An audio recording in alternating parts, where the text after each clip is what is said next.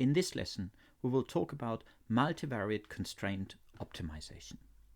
This follows on from us learning techniques to optimize unconstrained multivariate functions. And before I talk about the constraint, let me just briefly review what we did here, because in the constraint world, we'll have to do very similar things. The first thing we had to do was to find the stationarity points of our function.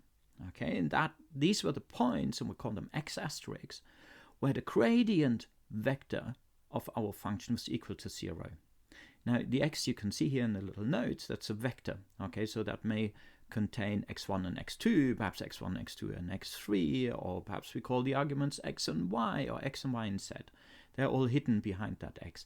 And the stationarity point, we call that x asterisk, that was the point that set the gradient vector to be equal to 0. The second step we had to follow up on was we needed to characterize the stationarity points which we found. Were they local maxima, local minima, or perhaps saddle points? The way how we did that was to investigate the properties of the Hessian function at that stationarity point, x asterisk. Or perhaps we had several stationarity points, then we investigated it at several stationarity points.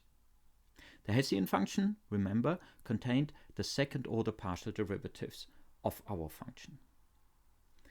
So once we've done that, and we had perhaps local minima or local minimum and a local maximum, what we next wanted to do was to investigate whether these local optima were also global optima.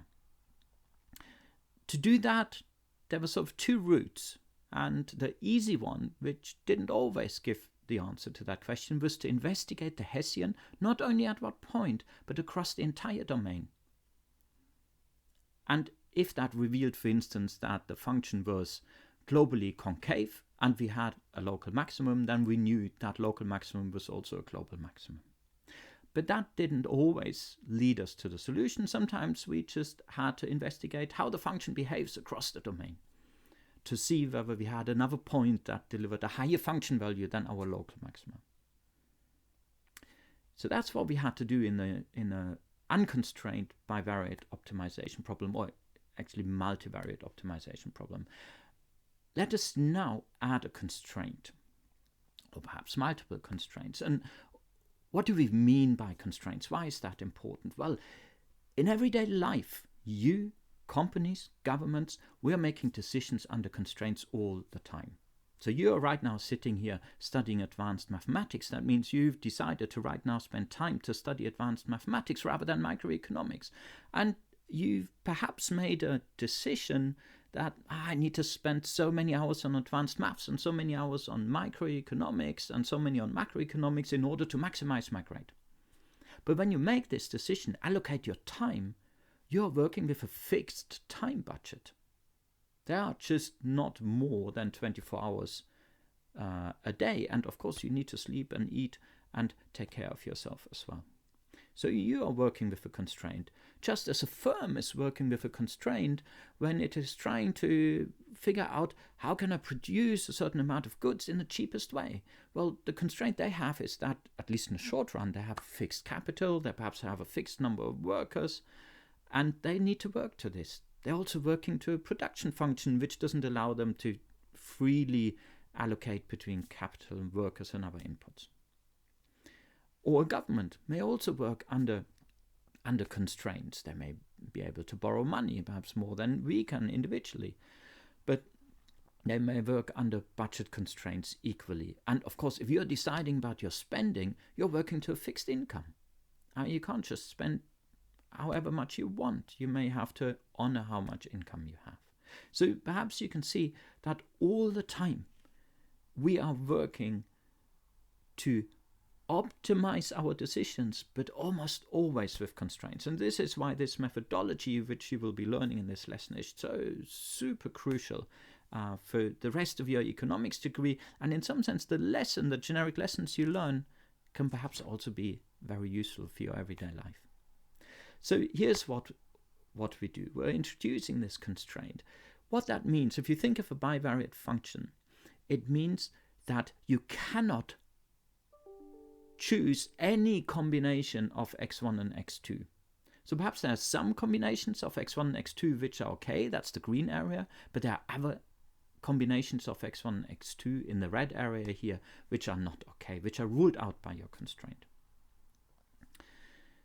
Now, if we have that constraint, how do we find an optimum to our optimization problem given that constraint? Firstly, when we talk about constraint optimization, we will actually only talk about maximization, but that doesn't restrict us. We will show you that you can turn a minimization problem easily into a maximization problem. So the technique we learn is for maximizations only, but you can apply it to minimization problems with just a very little trick. The first step is actually extremely similar to the unconstrained optimization.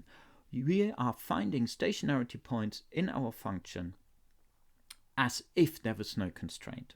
Very similar to the unconstrained problem. And then we're trying, remember we're thinking about maxima, we're trying to see is any of these stationarity points a local maximum. Then, and that's the new step, and the second step, we will also be looking for points on the boundary. So what we mean is we're looking for potential optimal points which lie on that boundary, which separates the allowed values from the not allowed values. In the third step, we look at the two solutions we potentially found from steps 1 and 2 and pick whichever is better, i.e. whichever gives us a higher function value. Remember, we're only looking at maximization. And then lastly, the last step is again very similar to the previous last step. We need to evaluate whether that point which we found in step 3, whether that is actually a global maximum for our problem. And again, there will be sort of sufficient conditions we can sometimes rely on, but not always. And if we cannot rely on those, then we will have to investigate how the function behaves across our allowed area of the domain. So I hope you understand, A, how this methodology clearly builds on everything we've done so far, and B, that this is really 100% crucial, not only for your economics degree, but also just to think about problems.